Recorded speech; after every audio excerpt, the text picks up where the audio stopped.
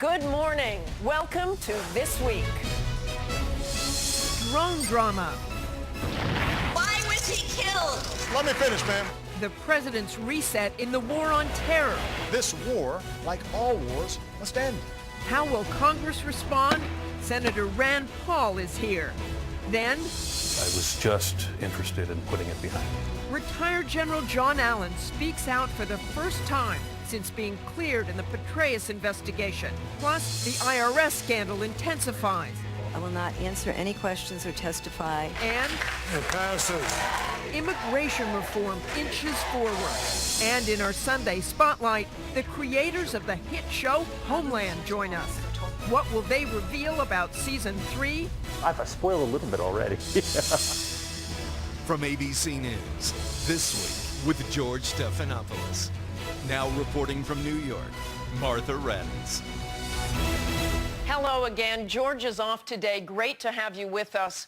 The president declared this week we're at a crossroads in the war on terror in a speech that both reset his national security policy and reignited some passionate debates, including on the issue of drone strikes. Our first guest, Republican Senator Rand Paul, has been a key player in that debate since his filibuster thrust the controversy over targeting Americans with drones back in the spotlight. On Thursday, it sounded as if the president was responding directly to Senator Paul. I do not believe it would be constitutional for the government to target and kill any U.S. citizen with a drone or with a shotgun without due process, nor should any president deploy armed drones over U.S. soil. Senator Paul is with us now. Senator, thanks for joining us. Did the president address all your concerns about drones? Well, I was pleased with his words, and I was pleased with that he did respond to this. However, there still is a question in my mind of what he thinks due process is. You know, due process to most of us is a court of law. It's a trial by a jury. And right now, their process is him looking at some flashcards and a PowerPoint presentation on Terror Tuesdays in the White House. For a lot of us, that's not really due process. Well, one of the things the president did say is there will be rules for the drone strikes. He said targets pose a continuing imminent threat, only near certainty, no civilians hurt or killed, and not used to punish terrorists. That seems like a change. Yeah, but a lot of what's very important to myself and others is what the law says and how you should approach this. For example, it's not good enough to us that he's not using a power. We want him to assert that he doesn't have the power. For example, last year we passed legislation that I voted against and many civil libertarians oppose, and that's detaining citizens indefinitely without a trial and sending them to Guantanamo Bay.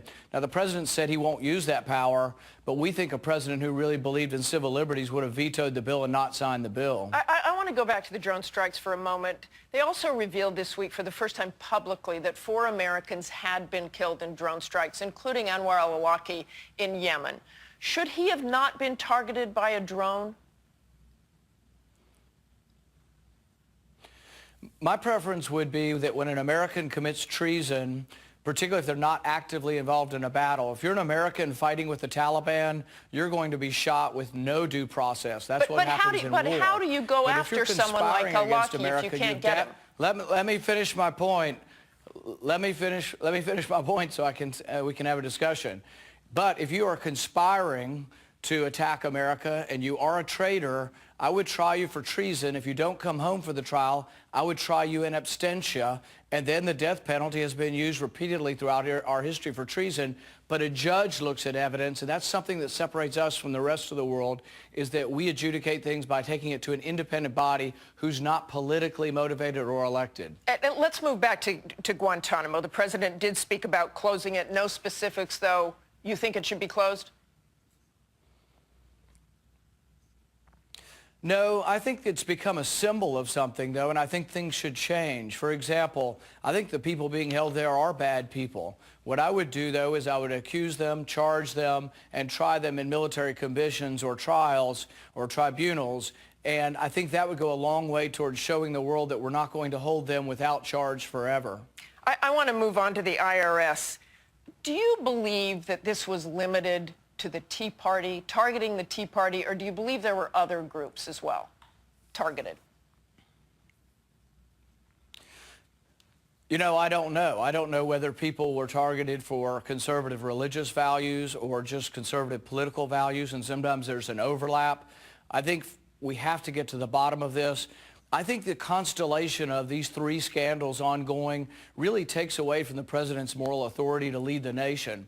Nobody questions his legal authority, but I think he's really losing the moral authority to lead this nation, and he really needs to put a stop to this. I don't care whether you're a Republican or a Democrat. Nobody likes to see the opposite party punishing you for your political beliefs, using the power of government to do so. You've called for a special counsel on the IRS. Do you see any evidence that a crime has been committed thus far? I don't think we know so far. The main woman from the IRS that's involved has taken the Fifth Amendment. She's no longer cooperating.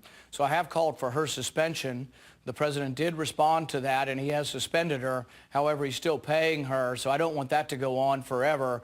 I think there needs to be a speedy resolution to this, and I think the president is in danger of losing his moral authority to lead the nation if we don't get to a resolution. Now, he said he's going to listen to his commissioner, new IRS commissioner, in 30 days. Well, the investigation's been going on over a year now, so I would think it wouldn't take very long. And if he goes beyond 30 days and if no one is fired over this, I really think it's going to be trouble for him trying to lead in the next 4 years. Let's move to immigration. Would you support the bill, the Senate bill that made it through committee this week? I support immigration reform.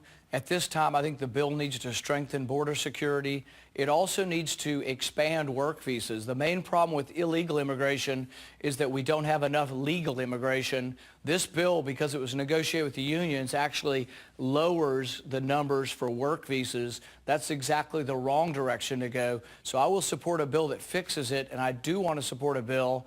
I've talked to the authors of it. If they will work with me on my amendment, which is called Trust But Verify, there is a very good chance I can vote for it, but it has to be a better bill. And a pathway to citizenship? I would say no new pathway, and I'm a little concerned that some will interpret it and that may well be a new pathway because they've created a new visa category. My preference would be to change the law that says you can't simultaneously be in the work visa line and in the pathway to come to this country. As long as somebody who has a work visa is treated the same as a new person in Mexico City who wants to get in line tomorrow, I don't have a problem getting in the normal line. I just don't want to create a new line or give a new preference to people who are here undocumented. But I am all in favor of letting undocumented workers become documented workers and finding a place for them. Thank you so much for joining us, Senator Paul.